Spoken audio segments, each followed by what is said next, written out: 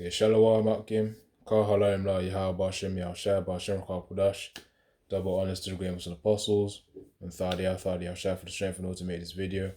This is the part 2 to the other video which I named Rejection is Protection. Which on the other part, in the part 1, I mentioned about Shai Pra and Pua in the Exodus chapter 1, instead of them rejecting Pharaoh's command in order to, which is really just obeying Yahweh Shim Yashai, and of course rejecting the command of men, because the command of men, when it goes against Yahweh Shim Yashai, it ought to be rejected, just like the way the MOTB, when Esau makes that decree, to say, all right, well, it's going to be in a gradual manner, but, the point is when that, thinking of a word here, but when we reach that point, where you can't buy or sell literally without you having the MOTB. That's when we reject Esau Edom, man. We follow Yahweh Bashim Yahshai. That's what we say. That's why we say Yaratazar in that time. That of course we reject the mark of the beast as well, because of course it's not of our own will, but it's of the will of Yahweh. Hence why we pray for mercy and we pray for that strength in that time to come when the moment matters. But as Yahushua promised, because of the fact that we've let me get Revelation in Revelation 3, if I read it correctly. This is Revelation 3 and verse 10. Because thou hast kept the word of my patience, I will also keep thee from the hour of temptation, which shall come upon all the world to try them that dwell upon the earth. So of course we expect it. Yaratazah, as Yahweh Bashim Yashai gives us the strength to do these works, which is keeping the word of his patience. It says that I also will keep thee from the hour of temptation. So that's what Yahushua will give us strength for, to reject it. So again, that's going to be another example, or the final example rather, of rejecting man and obeying Yahweh Bashim Yashai, the Father of spirits. So this is also another example of rejection is protection. Despite being rejected of men, we're going to go into, I'm going to read the whole chapter. We're going to go into Genesis 39, with Joseph, being a servant unto Potiphar, and of course his wife being a temptation, which would have made him fall. But of course, he fled and he got arrested and went to prison, man. So really he was rejected by Potiphar, but Yahweh Bashim Yashai still had favor for him. So let me get into it. So Genesis 39 and verse 1, and Joseph was brought down to Egypt, and Potiphar, an officer of Pharaoh, captain of the guard, an Egyptian, bought him of the hand of the Ishmaelites, which had brought him down thither. And the Lord Yahweh was with Joseph, and he was a prosperous man, and he was in the house of his master, the Egyptian, which means Yahweh had favor on Joseph. It says it, and his master saw that the Lord Yahweh was with him, and the Lord Yahweh made all that he did to prosper in his hand. So of course, Potiphar realized that Joseph had favor from Yahweh, man. So of course you could see it clearly. So in verse 4, Genesis 39 and 4, and Joseph found grace in his sight, which again, grace just means favor, in his sight, and served him, and he made him overseer over his house and all that he had put into his hand. So of course Potiphar trusted Joseph. And it came to pass from the time that he had made him overseer in his house and over all that he had, that the Lord Yahweh blessed the Egyptian's house for Joseph's sake, and the blessing of the Lord Yahweh was upon all that he had in the house and in the field. That shows you right there that the prophets of Yahweh Shim Yashai do have an effect wherever that they're at. Yahweh Shim Yashai could bless your family member because of you.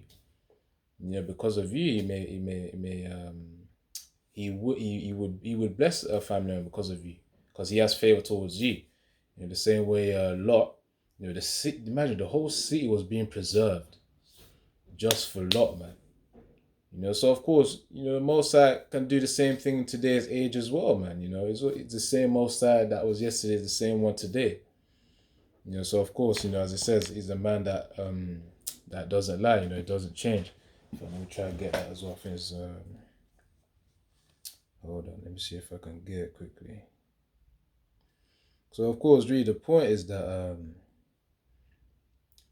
because of the blessing and the favor Yahweh Shemashah has for you, family members, whatever communities that you may be part of, you could bless them. It could be even so-called close friend that you may have known back in primary or secondary school or something. Or even family members as well. That can come in a multitude of manners. That for example, maybe a new job, or they're getting more. Maybe they're getting more profit in the little business that they do. Something like that. You never know. I mean, Yahweh Shemashah um, can easily do that for your sake.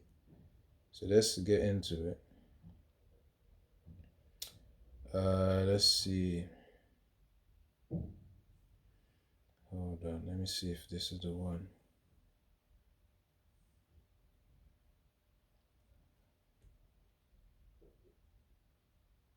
I know there's another one as well. Well, hold on. Let me read this one because it's the closest one I could get for now. So Numbers 23 and 19. The Most High is not a man that he should lie, neither the Son of Man that he should repent. Hath he said, and shall he not do it? Or hath he spoken, and shall he not make it good? So of course the Most High, when he says he's going to do something, he's going to do that thing, man. When he says he's going to bless you, he's going to bless you. And of course it works vice versa as well. When he says he's going to curse, he's going to curse you too. And that's talking about the curses for Israelites, man. So, let me get back to the point though. Because, as it says here,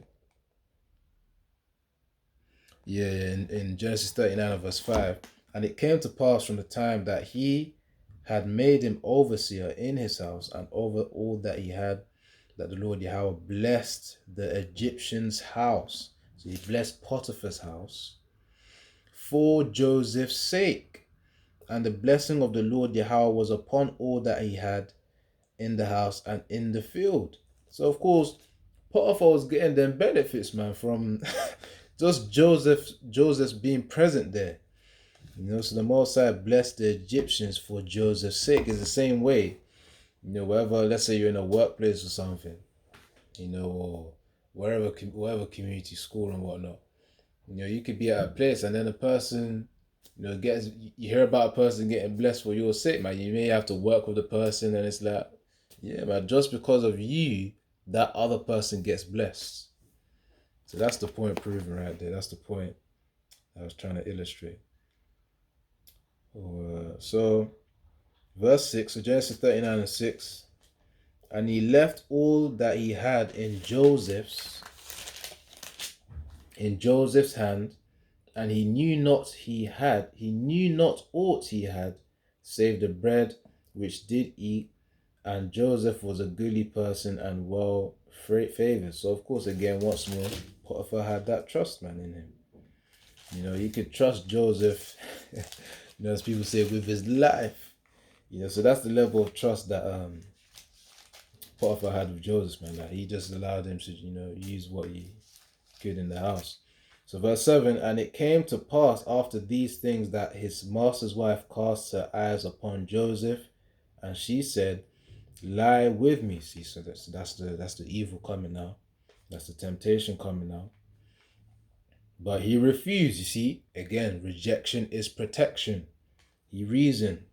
He says, but in verse 8, Genesis 39 and 8, but he refused and said unto his master's wife, behold, my master wotteth not what is with me in the house, and he committed all that he hath to my hand. So Joseph was saying, man, he's giving me a responsibility here. I ain't gonna betray him by flipping lying with you, having sex with you. No.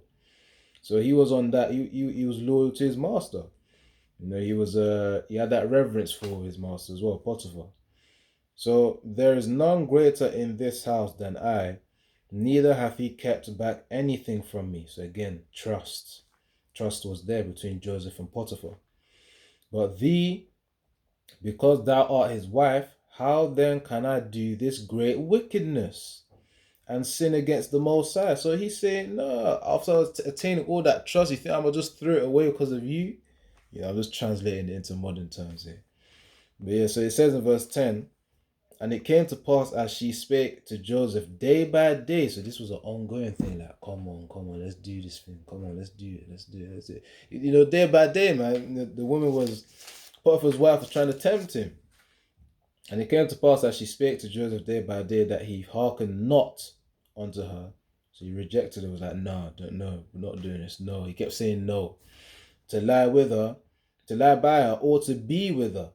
And it came to pass about this time that Joseph went in to the house to do his business, and there was none of the men of the house there within. So of course no witnesses. Quite an unfortunate scenario there, but let's continue on. No witnesses. Alright, so in verse 12, and she caught him by his garment, so Genesis 39 and 12 now. And she caught him by his garment, saying, lie with me. And he left his garment in her hand and fled and got him out.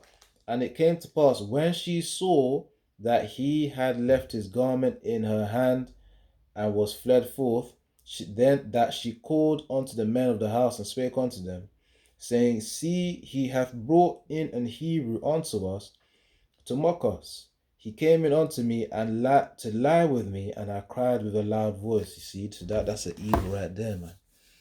That's an evil right there. Joseph fled, and then, she gripped his garment, and then she now lied on Joseph's head. That's why, heathens are going to get in the kingdom, man. They're going to get in the kingdom. But yeah, anyways. Because that you can see why brothers get fired up, man, when it comes to dealing with a woman, man. It's understandable when you read these scriptures like this, these chapters and stories. So continuing on, it says and she laid up his garment by her until her Lord came home, and she spake unto him according to these words, saying, the Hebrew servant which thou hast brought unto us came in unto me to mock me, which is a lie, by the way. Read the whole chapter again yourself. You're going to understand. So anyways, and it came to pass, as I lift up my voice and cried, and that he left his garment with me and fled out. And it came to pass when his master heard the words of his wife, which she spake unto him, saying, after this manner did thy servant to me, that his wrath was kindled. So Potiphar was angry. He was fuming. But that anger was in ignorance. That's the thing. He was in ignorance because he didn't know the full story. He didn't know that his wife was lying to him. Now it says, and Joseph's master took him and put him into the prison, a place where the king's prisoners were bound. See, the king's prisoners were bound, and he was there in the prison. But the Lord Yahweh, so this is Genesis 39 and verse 21 now.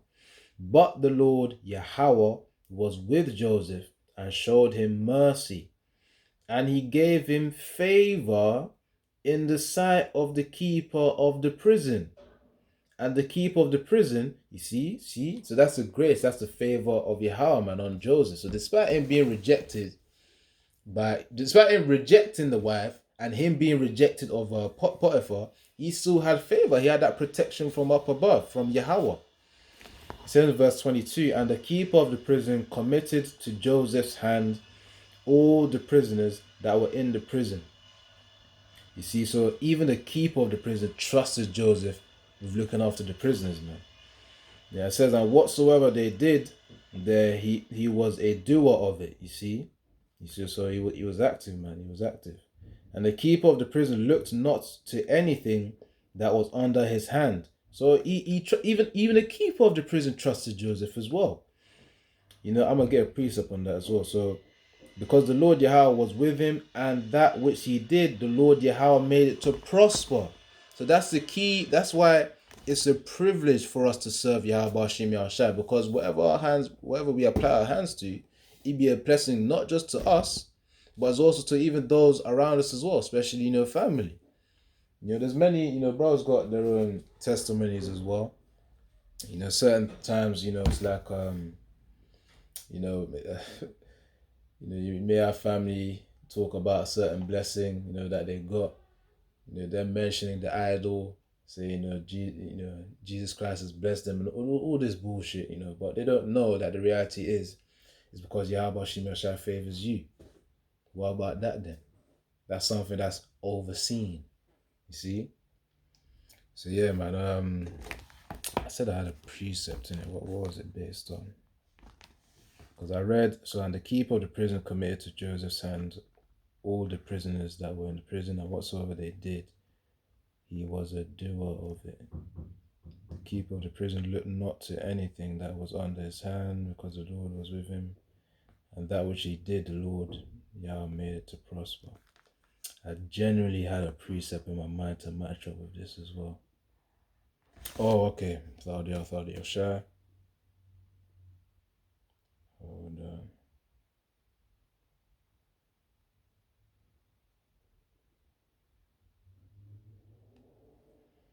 All right, let me try this.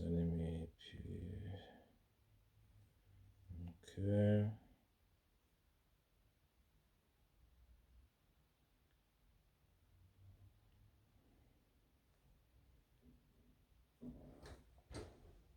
Oh yeah, come on. So this is Proverbs 16:7.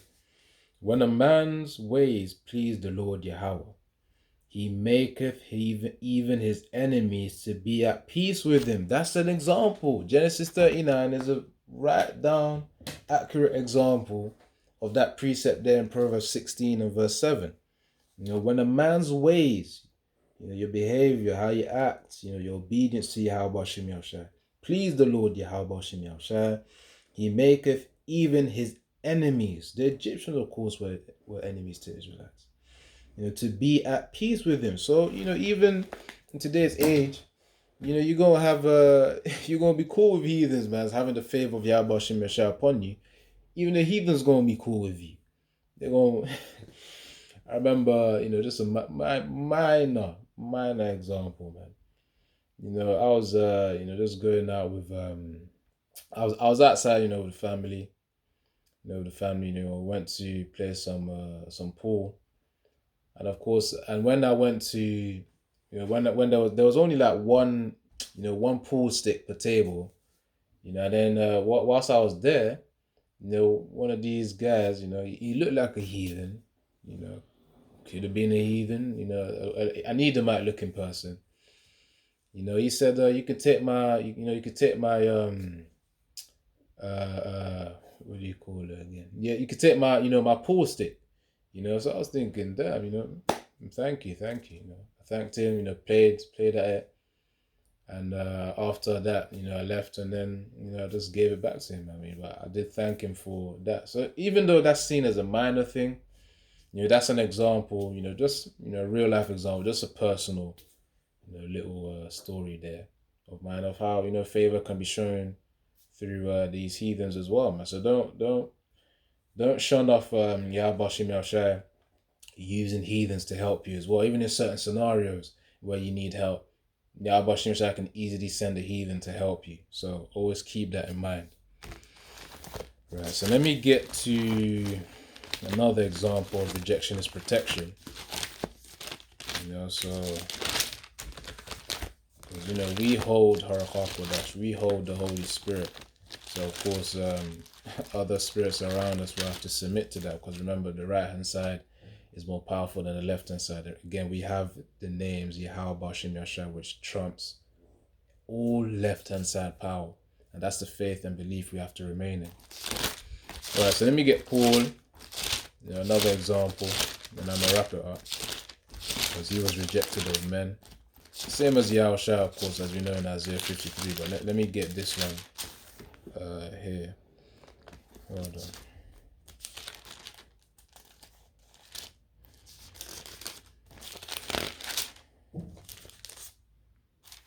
So this is it 1 Corinthians? Hold on.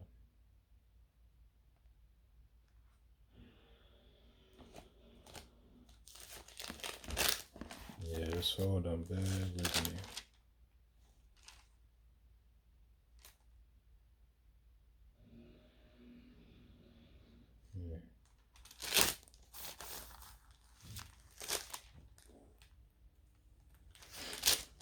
Let me check 2 Corinthians. Just hold on.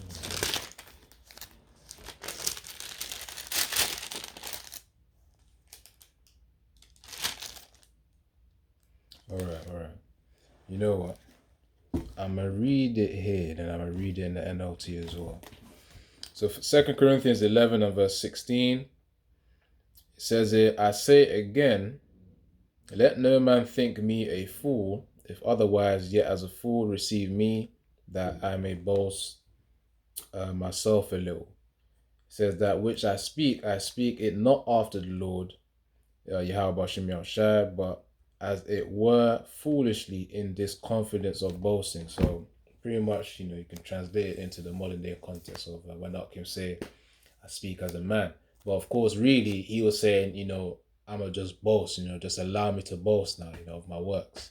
That's what Paul was saying. Now, so, all right, verse verse 17.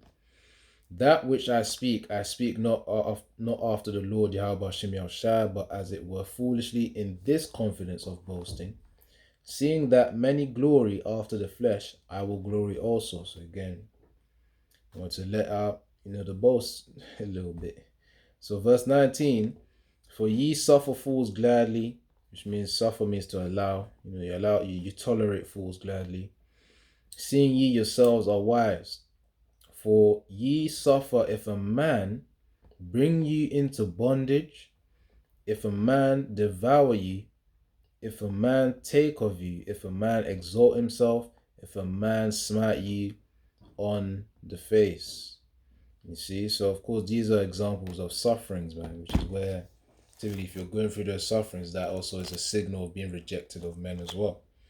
It says, for ye suffer if a man bring you into bondage, having to endure that slavery, as Israel has gone through, into bondage. And that could be in many ways, man. It doesn't have to be physical. Bondage could be psychological and spiritual. But the point is, you just have to suffer, which means you got to tolerate it. That could be through your family as well. So it says, if a man devour you, if a man take of you, take something. It says, if a man exalt himself, so pretty much battle of egos there. It says, if a man smite you on the face, that could be literally, or it could be metaphorically as well, psychologically, mentally. So let me read this in the NLT as well, so that I can get some clarity here. So 2 Corinthians. So Paul was pretty much he was listing, these are the things that show that we are rejected. But despite us being rejected, we still have Yahweh Shem Yahushai. That's why he was boasting of his infirmities, his sufferings.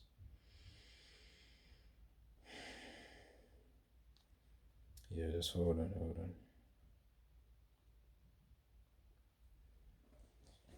All right, so second Corinthians 11 and verse 16, even in the blue letters, called Paul's many trials. So this is what he wanted to, boast of. It's not as if he was boasting in, vanity. He was boasting of his infirmities, really. So again, I say, as 2 Corinthians 11 and 16, again, I say, don't think that I am fool to talk like this. But even if you do, listen to me as you would to a foolish person, while I also boast a little. So, Paul need to just talk, man. You just need to talk, vent something out. So verse 17, such boasting is not from the Lord. You see, so he made it clear. This is not of, Yahweh Shem Yahushai. This is him speaking as a man. But I am acting like a fool, acting like a fool. So he clarified himself. He made it clear. Verse 18, and since others boast about their human achievements, I will too. It says, after all, you think you are so wise, but you enjoy putting up with fools. Now, verse 20, you put up with it, you're putting up with a fool, when, or, with the sufferings, when someone enslaves you, takes everything you have, takes advantage of you, takes control of everything, and slaps you in the face, man. So that's things that we tolerate, we suffer, we allow, because it's part of the infirmities that we've got to go through, man. And also those are the indicators of being, rejected of men. Peter, there will be people that will try and take everything from you, to try and take advantage of you, to take control of everything. As it says in the KJV, it says if a man exalt himself, let people take the win, and then we go take the L. That's really it. So, despite being rejected or losing, because losing you can see that as a form of rejection from the perceived win, which is really just it's a vain, egos, and it's a vain. How can I say this? It's a vain achievement, when it comes to these worldly things, because they all just prop up the flesh, it's fleshly pride here, but what Paul was boasting of again, it was his suffering, what he had to tolerate, having to endure, again, as it says in the NLT, you put up with it when someone enslaves you, takes everything you have, the man's possessions, because, the flesh does derive its pride from possessions as well, which are vanities, by the way. And it says in, as referenced in Ecclesiastes 2, actually 2 in verse, I think it's 2 in verse 17. Let me double check, hold on.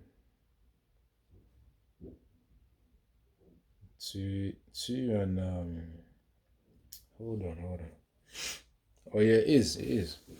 Ecclesiastes 2 and 17. Therefore I hated life, because the work that is wrought under the sun is grievous, painful unto me. For all is vanity and vexation of spirit. Vanity, worthlessness, vexation, just provokes anger, for pure wasted energy, really, at the end of the day. Of course, it has its use cases, but that's why we shouldn't pride ourselves, because it's vanity. It's a tool to be used for a temporary time. That's one way to perceive it. So again, going back to the point, in Paul's many trials, he said, him speaking as a fool, acting like a fool, boasting of his infirmities. He says, you put up with it when someone enslaves you, takes everything you have, which really, this is like the shattering of the fleshly pride, takes advantage of you, and sometimes you realize it, but you just got to allow it, man. Certain parents say, try and make you, do something. When I say do something, like help them out with something, like, okay, just make it clear, to do this thing. And, I know you want to do it this way, so you might as well just say it. Sometimes you just go and endure those things, man. It says takes advantage of you, takes control of everything, and slaps you in the face, again, metaphorically, or mentally, or spiritually speaking, man. So again, let me get this final piece and I'm going to close out. Which really, it just goes into suffering wrongfully, man. Suffering wrongfully. So I'll get 2 Peter 2 and 20. Is it 2 and 20?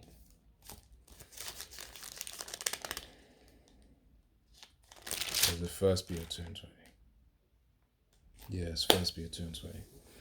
So 1 Peter 2 and 19, 1 Peter chapter 2 and verse 19, for this is thankworthy, if a man for conscience towards the Most High endure grief, suffering wrongfully.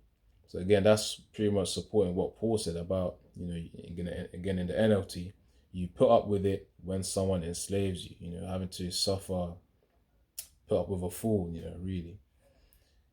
So it says, let me continue on with First Peter 2. 1 Peter 2 and 19, for this is thankworthy, if a man for conscience towards the Most High endure grief, suffering wrongfully. Which means you feel the injustice. Despite feeling the injustice, you don't do anything about it. That's the point.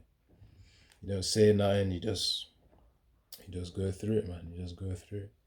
So that's what it means to suffer wrongfully. Despite, let's say, a family member or someone at the workplace trying to get a one up on you and saying, oh, he did this, he did that, and you didn't do it. Sometimes you just gotta swallow it up and just flipping let things play out, man. That's the thing. And then Yahweh Shemashai will still protect you and defend you. He sees everything. Yahweh Shemashai sees everything. So even in the workplace, man, with family, making false accusations, you know in your mind that what you're saying is true, but yet your family or whoever's in the workplace accuse you of something you didn't do, and you not saying anything, you just allow it to play out. That's what suffering wrongfully is. Just to make that clear. So verse 20, 1 Peter 2 and 20. For what glory is it if when ye are buffeted for your faults, ye shall take it patiently? But if when ye do well and suffer it, you allow for it, you endure through it, ye take it patiently, this is acceptable with the Most High, Yahweh Shem Yahushai. So the Most High accepts it, man. Yahushai accepts it. Yahweh accepts it. And of course, Yahweh Shem Yahushai accepts it. We say Yahushai because, of course, through Yahushai, that's how we get intercession to Yahweh. But the point is, the Most High accepts it, man. Yahweh accepts it. So when we actually endure through the suffering. So let's get this in the NLT as well.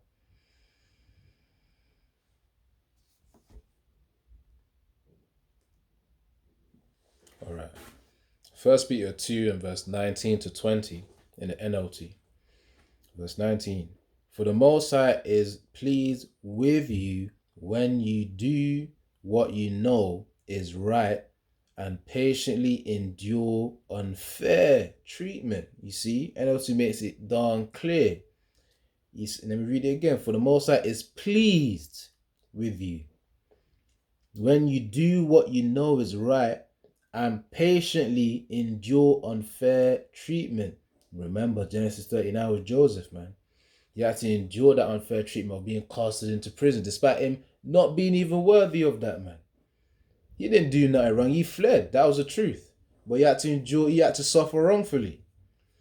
So it says here, again, and patiently endure unfair treatment, man. So, it's temporary, man. It's temporary. So it says in verse 20, 1 Peter 2 and verse 20 in the NLT, New Living Translation. Of course, you get no credit for being patient if you are beaten for doing wrong, but if you suffer for doing good and endure it patiently, the Most High is pleased with you. And that's what Joseph was doing. He was enduring that time in prison. He even got favor by the prison guards, man. He even got favor by the prison guards. Now it says it again one more time in the NLT, 1 Peter 2 and 20. Of course, you get no credit for being patient if you are beaten for doing wrong. So you get nothing for suffering wrongfully. That's what he's the Most High saying there. But it says if you suffer for doing good and endure it patiently, the Most High is pleased with you. So of course, that's what the Most High is saying through Peter. So anyways, endure it patiently, the Most High is pleased with you. So sometimes you just gotta just let it happen, despite being painful. Just let it play out, man. Just let it play out. That's the point. We can all learn a lesson from that, man. But anyways, I'm gonna leave it there. Yara Tazar, you got the main point. Rejection is protection, man. So despite even enduring that suffering, you gotta hold it in your mind that it's only temporary. Yahweh Shem Yahshua sees it, and don't worry, you will be really, as the scriptures say, vengeance is for Yahweh Shem Yahshua. So of course you will be you will be rewarded for it, man, for enduring. But I wanna get this thing. Hold on. What's the word? Oh yeah, you will be vindicated as well, because I just typed the definition there. forgot what vindicated meant. But yeah, to vindicate, it means to clear someone of blame or suspicion. You see? So, you know, sometimes, most of the time, you don't even need to justify yourself. Man. Let Yahweh Shem Shah deal with it. It's even better that way. It's way better that way. So yeah, we endure through suffering, and that's just the lesson, man. Rejection is protection from Yahweh Shem Shah. So, Kal Halalim La Yahweh Shem Shah Bashir Hakudash. And once more, double honors to the great Muslim apostles. Thadia Shah for the strength in order to make this video. Yaratazar that you did find it edifying. It did build up your knowledge, and also you found it exhorting as well, encouraging, in terms of how you should be when facing those situations of tolerating injustice. So yeah, shalom.